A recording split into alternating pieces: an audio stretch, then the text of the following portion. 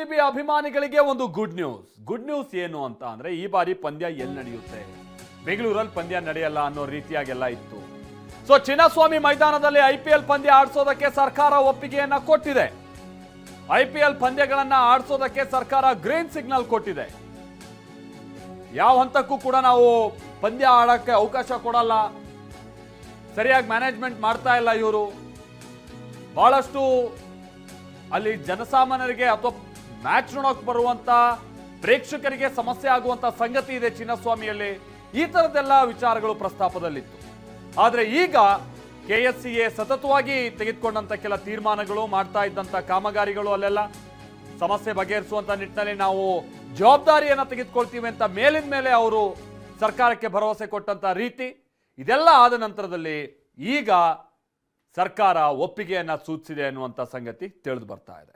ನಿಮ್ಗೆ ಗೊತ್ತಿರ್ಬೋದು, ಕಳೆದ ವರ್ಷ ಈ IPL ನಲ್ಲಿ 18ನೇ ಆವೃತ್ತಿ IPL ಹೌದು.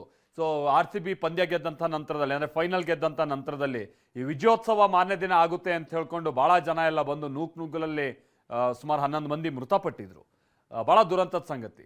ಅದರಲ್ಲಿ ಸರ್ಕಾರನೂ ಕೂಡ ಜವಾಬ್ದಾರಿ ಅನ್ನುವಂಥದ್ದನ್ನ ಏನು ಅದನ್ನು ಬಿಡಿಸಿ ಹೇಳಬೇಕಾದಂಥ ಸಂಗತಿ ಅಲ್ಲ. ಸಾರ್ವಜನಿಕ ವಲಯದಲ್ಲಿ ಅದೇ ಇರೋದು, ಸರ್ಕಾರದಿಂದನೇ ಹಿಂಗಾಗಿದ್ದು ಅಂತ. ಯಾಕಂತಂದ್ರೆ ಇವ್ರು ನೋಡಿದ್ರೆ ವಿಧಾನಸೌಧದ ಮುಂದೆ ಅಲ್ಲಿ ಬೇರೆ ಒಂದು ಟೆಂಟ್ ಹಾಕ್ಬಿಟ್ಟು ಎಲ್ಲ ಕಾರ್ಯಕ್ರಮ ಮಾಡಿಬಿಟ್ರು.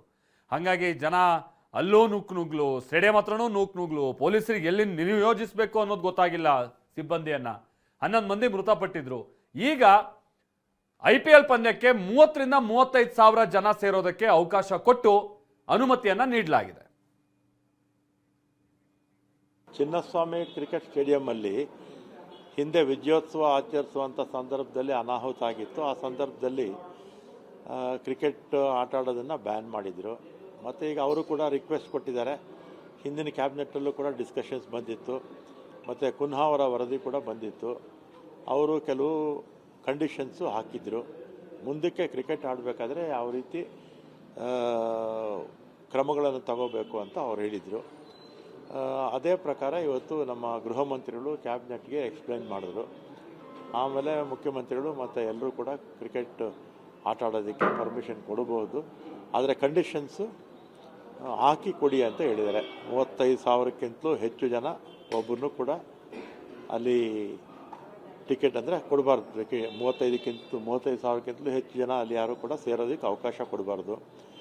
ಮತ್ತು ರಸ್ತೆ ಬದಿಯಲ್ಲಿ ಟಿಕೆಟ್ ಎಲ್ಲ ಕೊಡ್ತಾರಲ್ಲ, ಅದೆಲ್ಲ ಕೂಡ ರೆಸ್ಟ್ರಿಕ್ಷನ್ಸ್ ಮಾಡಿ ಬೇರೆ ಬೇರೆ ಕಡೆ ಕೊಡೋದಕ್ಕೆ ಆನ್ಲೈನ್ ಎಲ್ಲ ಬಂದಿದೆಯಲ್ಲ, ಅದನ್ನೆಲ್ಲ ಕೂಡ ಹೇಳಿದ್ದಾರೆ. ಮತ್ತು ಯಾವುದೇ ಅಹಿತಕರ ಘಟನೆಗಳು ನಡೆದ ರೀತಿ ಕುನ್ಹಾ ಅವರ ವರದಿ ಆಧಾರದ ಮೇಲೆ ಗೃಹ ಮಂತ್ರಿಗಳು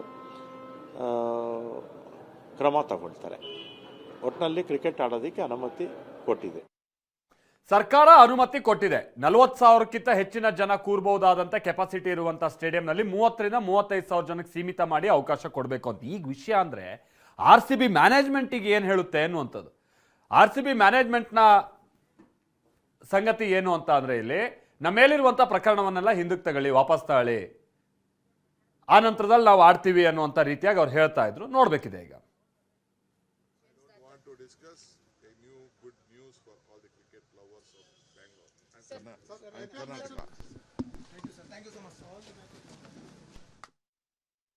ಮೀಟಿಂಗ್ ಆದ ನಂತರದಲ್ಲಿ ಹೊರಗೆ ಬಂದು ಕೆಲವು ವಿಚಾರಗಳನ್ನು ಹೇಳಿದ್ದಾರೆ ಅಂತ ಕಾಣಿಸುತ್ತೆ. ಅಲ್ಲಿಗೆ ಒಂದಂತೂ ಸ್ಪಷ್ಟ, RCB ಅಭಿಮಾನಿಗಳಿಗೆ ಸಹಜವಾಗಿ ಖುಷಿ ಸಂಗತಿ. ಯಾಕಂದ್ರೆ ಈಗ ಆಲ್ರೆಡಿ ಡಿಸ್ಕಷನ್ ಅಭಿಮಾನಿಗಳಲ್ಲಿ ಇತ್ತು, ಈ ಬಾರಿ RCB ಪಂದ್ಯಗಳು ಎಲ್ಲಿ ನಡೀಬಹುದು, ಚೆನ್ನೈಗೆ ನಡೆದ್ರೆ ನಾವು ಚೆನ್ನೈಗೆ ಹೋಗೋಣ, ಮುಂಬೈಗೆ ನಡೆದ್ರೆ ಮುಂಬೈಗೆ ಹೋಗೋಣ, ಈ ತರನಾದಂಥದ್ದೆಲ್ಲ ಮಾತುಕತೆ ಎಲ್ಲ ಶುರುವಾಗಿತ್ತು ಅಭಿಮಾನಿ ಬಳಗದಲ್ಲಿ.